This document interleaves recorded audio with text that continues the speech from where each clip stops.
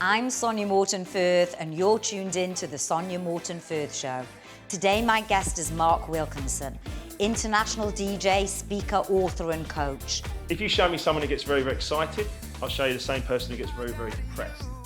If you show me someone who's just enthusiasm, solid, dependable, on the money, being successful, that's a lifelong buzz, and that's the bit I'm in now. We find out how Mark was able to cure his body and how Mark helps others remix their lives. My way wasn't working, and it was clear to see. Finances, relationships, my body, the way I was thinking, and nothing was working. And it got extreme. If you're in such a position that you're thinking that it's better not to be here than to be here, that's pretty extreme. Mark, hello and welcome to my show. It's so lovely to have you here today in my little place in Richmond. How are you doing? I'm great. Thank you, Sonia. Thank you for having me here as well. It's lovely. Thank you. Well, Mark, I'm dying to delve into your very interesting life. But before we get started, can you tell my audience a little bit about you, who you are and what you're currently doing? Okay, so my name is Mark Wilkinson. I'm now an author, speaker, life coach. I've been a DJ in a previous life, had a record in the top 10, was resident DJ at Ministry of Sound, went through a huge amount of challenges, a lot of life traumas, but thankfully come out the other side, sort of dusted myself off and written it all in a book. And I'm really, really grateful that I was in a position to be able to write Life Remixed. Well, I'm looking forward to getting down to Life Remix, and it's a fantastic title, and I want to know why you chose that. But before we get there, can we go into your journey and tell us about where you were in your life and at what point you got to that changed everything, to that life pivotal moment that changed you? So I was resident DJ at Ministry of Sound when I was 25 in 1995, running around the globe thinking I was like, the main man, DJing, and but a lot of my addictions were getting hold of me, and I was partying hard, as well as playing people's records. I was producing some records. I was basically living what you would possibly call a young man's dream. It was kind of like it had everything. It was like a kid in a candy store with a lot of things, and it was all great until it wasn't. One day I was walking through my flat, and my leg gave way, and I just fell onto the floor. And I couldn't really get up. My leg was like jelly. It was a very, very strange experience. My brother was there. He helped me up after he'd stopped laughing. I think he thought it was funny to start with. And he helped me up off the floor. And he was like, "What happened?" I was like, "I don't know." Essentially, long story short, of course, it's all in the book. My life just deteriorated over the next 18 months into a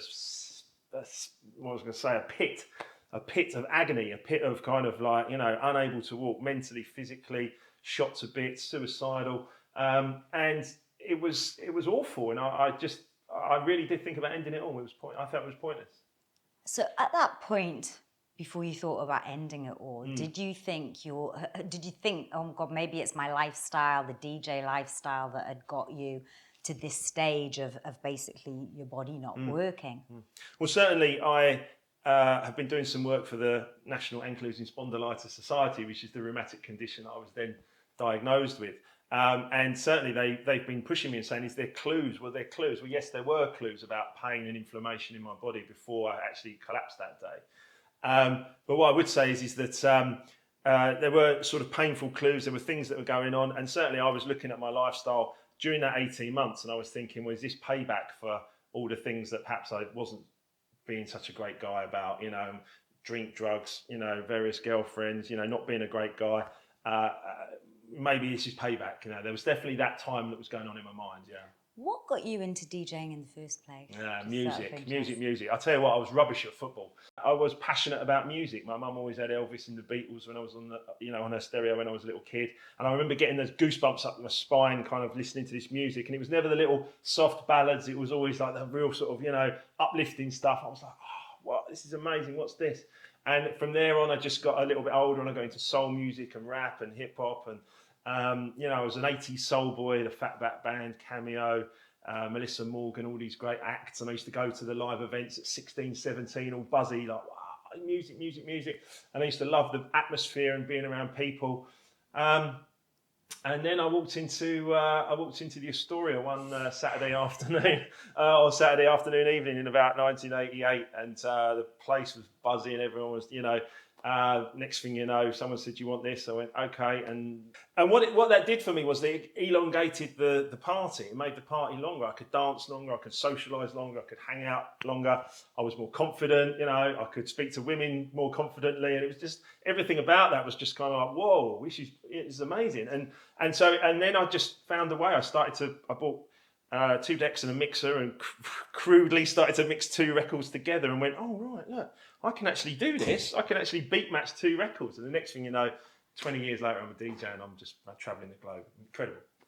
Well, if you look back at those moments, can you pinpoint any moments that were just like absolutely phenomenal? I'd say the first time I played the Ministry of Sound in the main room on that big sound system, it was just, I was standing on this spot where masters at work, Louis Vega, Kenny Dope, David Morales, CJ McIntosh, Tony Humphries, all these incredible legendary DJs had played, and here's Mark Wilkinson playing some music in there, and that was just like, what is going on here? This is incredible. First time I played in Pasha in Ibiza, in fact every time I played Ministry of Sound in Pasha Ibiza, just phenomenal. But you know what, I picked those clubs out. I mean, the End in London, the Cross in London, all these amazing clubs. It didn't really matter where I was playing. When I played some music, when 500, 1,000, 2,000 people danced and celebrated a song that I chose and I put on, there's no feeling like that. It's like the only thing I can think it must be like is scoring a goal for your favourite team, right? And that's the only thing I can think it must be like. Have you felt that feeling again? That's a great question, and I've been asked it in a slightly different way before, which is, do you miss DJing? I don't miss DJing at all. I still do a bit, as you know. I still make a few records, as you know. But that feeling now is replaced by a feeling of just solid happiness, enthusiasm in a really, really great place. It's not that euphoria, but I don't really need that euphoria anymore, because I just feel really steady, happy, healthy, wealthy, successful. That's a totally different, that's like a lifelong buzz rather than a 30 seconds of excitement. So I think there's, if you show me someone who gets very, very excited, I'll show you the same person who gets very, very depressed. If you show me someone who's just enthusiasm, solid, dependable, on the money, being successful, that's a lifelong buzz. And that's the bit I'm in now, I think. If you were to look back at your life being a DJ, how would you say that's changed your life? It gave me a way of actually making money through doing something I was passionate about. And that in itself was part of the young man's dream. It got out of control with my addictions, my ego, thinking I was something special. And I think that the crash off the top of that into dis-ease and bankruptcy, those things were actually a message for me to change my life. And those were actually the 2 moments I would say that have set me up for the rest of the journey that I'm living at the moment.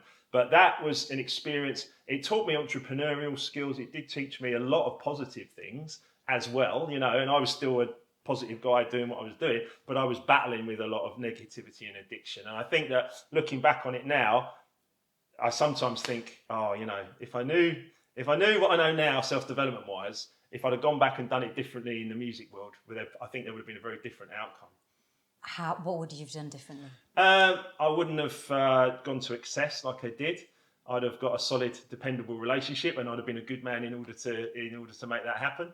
And I think I'd have been way more successful. But as it was, I think a lot of my doubt, fear, worry, anxiety, I think that held me back.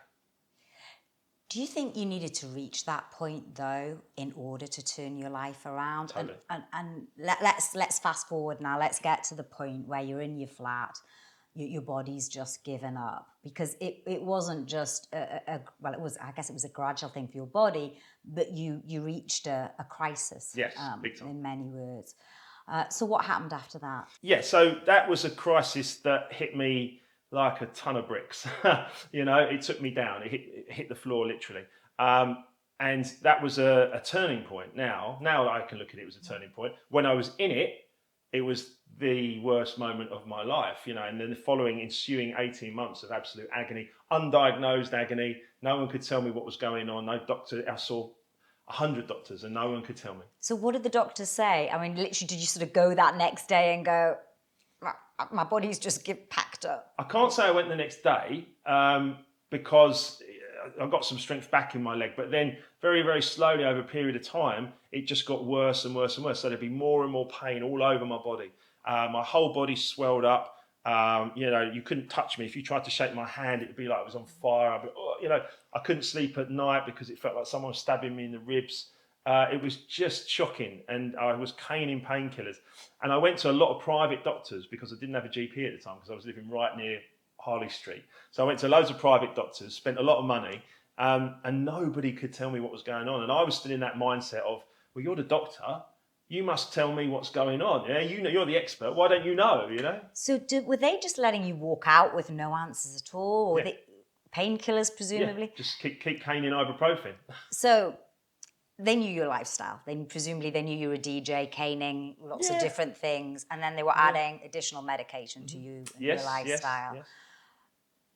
At what point did you take this over and go, hang on a minute, there's got to be another answer to this? Well, there was two things that happened. One was we moved to a new place in Clerkenwell, and I went to see a new doctor, a GP, and I shuffled in to see this woman, and she took one look up and down at me, and she was like, I'm surprised you've gone on this long.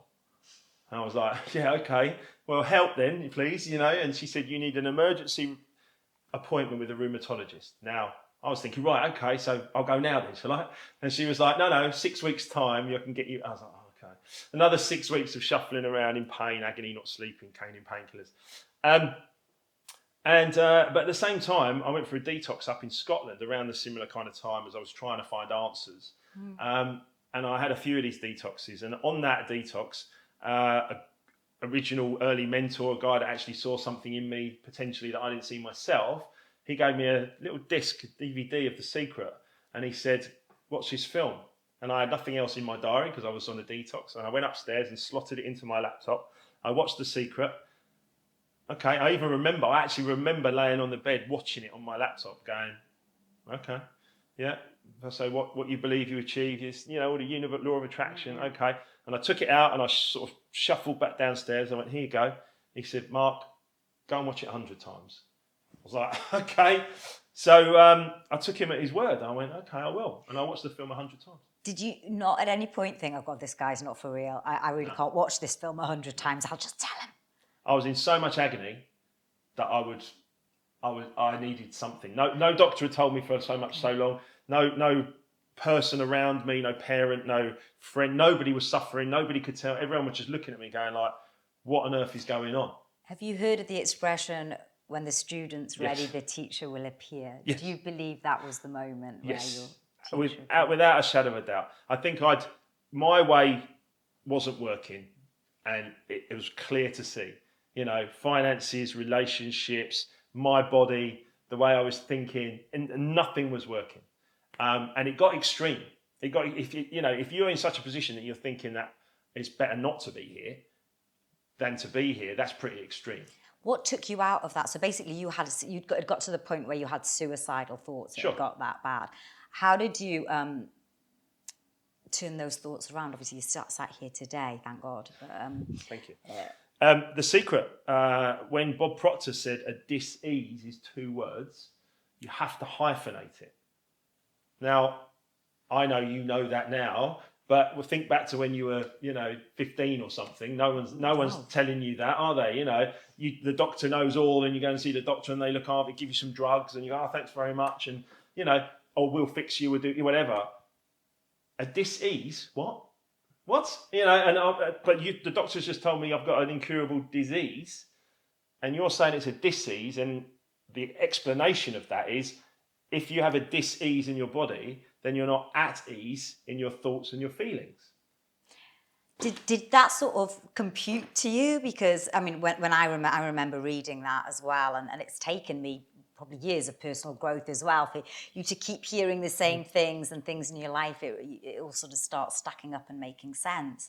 But actually, when you first read that, and when I talk to my mum and dad about, illness, and they're very old school, go to the doctor, go to the GP, and it's actually, there's actually an incredible amount you can do without doing that, first of all. Did you mind actually take on board that it was you and your lifestyle that was actually affecting your body? When someone tells you, when a doctor tells you you've got a disease, and then someone else tells you that it's a great philosopher, great thinker says a dis-ease, then you go, well, hold on a minute, you're telling me completely different things. The doctor's going, bad luck, it's in your genes, you're always going to get it. And The Secret and Bob Proctor are saying it's a dis-ease and it's your responsibility. And I'm like, whoa, okay, hold on. So, and I'll be honest, at that moment, I thought, what are you talking about? I'm fine. I'm the party boy. I'm kind of, here I am traveling the world. I'm, all guns blazing. Because you were deemed successful, right? Well, as in, it's anyone to look at you. Yeah. You're an international DJ flying around the world. Presumably got women chucking themselves at you. You've got a great lifestyle. Yeah. And so, success. Yeah. From the outside looking in, I'm the DJ, I'm the leader, I'm the guy at the front of the night who's playing to thousands of people. I've got everything that you could imagine that you would think would be great. But actually, when they said this, so I'm not at ease. What? And that was what got me thinking, because clearly my way wasn't working. Even though it looked great on the outside, from the inside it was not great. And my body basically told me. My body said, listen. So what did you do, Mark, in order to heal yourself? Yeah, so that was quite a journey. I started to listen, first and foremost. I started to study with philosophers, authors, teachers, coaches. I became a real, bookworm. I started to study books, and the more and more I studied, the better and better my results got. What I would say was the start point, which was said to me, your way isn't working, try mine. I said, okay, fine. And the first thing was being grateful. I don't think I'd ever really learnt. Although I'd learned to say thank you when I was a kid, or when someone gave me a DJ gig or paid me, I'd say, yeah, thanks, whatever. I didn't really learn deep gratitude, I don't think. Just stop you there, because I think it's an amazing thing to say you were grateful. But I can imagine you're there, your body's giving up, and, presumably you're not traveling the world at the moment because you're trying to fix your body. And you're sitting there and you're saying to yourself, I'm grateful. And you're probably, wasn't that sort of not intuitive to what you should be thinking? So there was a lot. I'd say the first thing I learned was gratitude, how to heal myself. But the actual emotions that I was going through at that time of the darkness, if you like, before the light came, the darkness was just getting worse and worse and down and down and down. And I had to go through quite a few years. And I ended up bankrupt as well. There was quite a few years of struggle, but I was studying. And I think that by the time I started to really heal myself, heal my life, remix my life fully, was when I'd kind of cleared out of the dis-ease, recovered enough to be able to start running marathons, as you're reading. Yes. But a lot of that just started with the gratitude, just be grateful for, a doctor did give me some pills that did take away some of the pain, which helped. But I was still, so with the pain gone or going away, I was able then to study the mind. So I would never negate modern medicine. Okay, modern medicine can help us as we go through and learn more about our mind, our body, the emotional connection, everything else. And I think it's really, really important to never negate medicine, never negate doctors. Listen to the good advice. Don't listen to the not so good advice. But investigate the universal laws. And the first one is being grateful. Absolutely. And I'm honestly a great believer in mind, body, being a nutrition coach. Myself, I start with mind, because if it's not right up here, then everything else doesn't work. But I'm also fascinated with the connection the mind and body has. And with that connection goes every part of your life. So your body had given way, you'd found yourself, bankrupt. Were you still DJing at that time? I had a couple of gigs left, just enough to survive. I actually ended up living in my mum's spare room. I would have been homeless if it wasn't for my mum My dear old mum actually having a little spare bedroom, tiny little box room. I'm 39 years of age in my mum's box room. I've got a couple of little DJ gigs, but not many. I ended up signing on when the gigs ran out. And so at one point, I was 39 in my mum's spare room after this 20 plus DJ career, traveling the globe, top 10 hit, everything else. In my mum's spare room, signing on the dole, scratching my head really, going like, what has happened here, you know? But then that's when the real kind of remix could happen, and I could start to really be grateful for food, clothing and shelter. Be grateful for my mum for the fact that she'd stuck by me all those years and give me the opportunity to rebuild again. You know, that was a deep sense of gratitude. It wasn't kind of like, you know, thank you. It was actually like, whoa, you know, I am so grateful that we've got everything that we've got. You know, I even volunteered for Crisis at Christmas so I could work with the homeless. And again, I worked with those guys. I gave my all while I was there. But again, it taught me something. It taught me the gratitude for everything. So what was happening to you when you were going through all this being grateful, working with the homeless? Basically, we'll get back to the remixing your life because I love that word. What was happening to your body at this point? So I was healing, yeah. I was absolutely healing. I detoxified my life. So at the time, I actually went completely vegan. So I gave up drugs, and I gave up meat, wheat, sugar, dairy, caffeine. I gave up everything. And I healed reasonably quickly. Within probably 6 to 12 months, my friend said to me, I'm going to train for the London Marathon. Would you like to join me? And I remember thinking, this is quite a good story actually. If I can go from unable to walk to finishing the London Marathon as it was in 2009, I remember thinking it's quite a good story. It's the start of a comeback, and that gave me hope. And I think if you read on the back of my book, Bob Proctor says, "With hope you have options." Yeah. And it gave me hope. And I was my uncle said to me, "You're only 39, 40, Mark. You've still got time to turn it around." And I was like, "Okay, yeah, I'm taking that. I'm listening to the universe." And I just got really focused, and that was when things started to get better. So you changed your diet, you exercised, you were running marathons. What about the people around you as well? Did that have an influence on you? Because I know that's always had an influence on my life as well. I had 6 months of abject loneliness. I removed myself from the club scene pretty much, from the people that I was hanging around with. They didn't want to hang around with me either because I'd given up alcohol. You know, that was a big one for me. Gave up alcohol completely. I think people say to me, "Oh, that's amazing, you're so strong." I think if a doctor says to you, you've got an inflammatory disease in your body, and then you research and you go, "What's the most inflammatory thing I can put in my body?" It's alcohol. And so for me, I looked at it and went, "Okay, I'm not putting alcohol in my body anymore." That was it. I just decided. But then that meant that all my old friends they weren't going to stop drinking. It's your lifestyle. That was the life I'd been leading for 20 plus years. So yeah, I remember staying with a friend for a little while before I ended up back with my mum, and I was just on my own pretty much. I was on my own for 6 months, but that's when I really just practiced on myself. You know, that was when I practiced the gratitude. That's when I practiced forgiveness. That's when I practiced acceptance. You know, these kind of things, and I just practiced and worked on it. And the more I did it, the stronger I felt. It was almost like that little sort of interlude in a film. You know, the musical interlude in a film where they're rebuilding themselves and they come back stronger. You know, and that's what I did. And yeah, I mean, the marathon running and everything else that went alongside that was beautiful. So your book that's entitled Life Remixed, and we've talked about remixing your life. Tell me about what that word means to you. Yeah, so when I came up with the title, to me, it was obvious, right? Because I know what a remix is. I've been in the music industry 20 years. I remixed Lou Reed and David Bowie and put them in the top 10, you know? I mean, just what I've been doing all my life. And I've been surprised, I know you know, Sonya, but I've been surprised by a lot of people that well, what's a remix? I don't even know what it is. I'm like, right, okay, let me explain.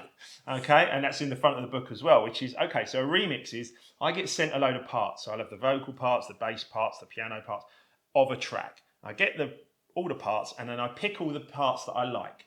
And I go, I like the vocal, I like this, and I keep all of that, and I get rid of the parts I don't like, and then I put in a load of other parts that I do like, and I make a remix. I make a Mark Wilkinson remix. There you go. That's a new version of your track that you brought to me. And that's what remixers do. That's what producers do.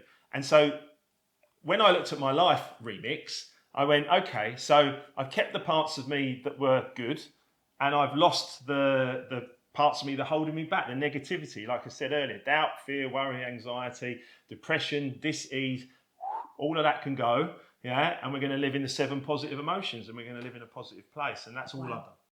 So how do you help people today remix their lives? Well, I get a lot of people coming to me that are dissatisfied with some result, either with themselves, or quite usually it's something outside of themselves. So it'll be their finances or their relationships or their family or their job or something. They'll come to me and say, I'm not happy with this.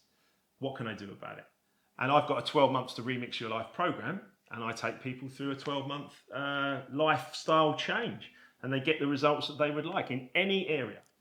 Is part of that the secret?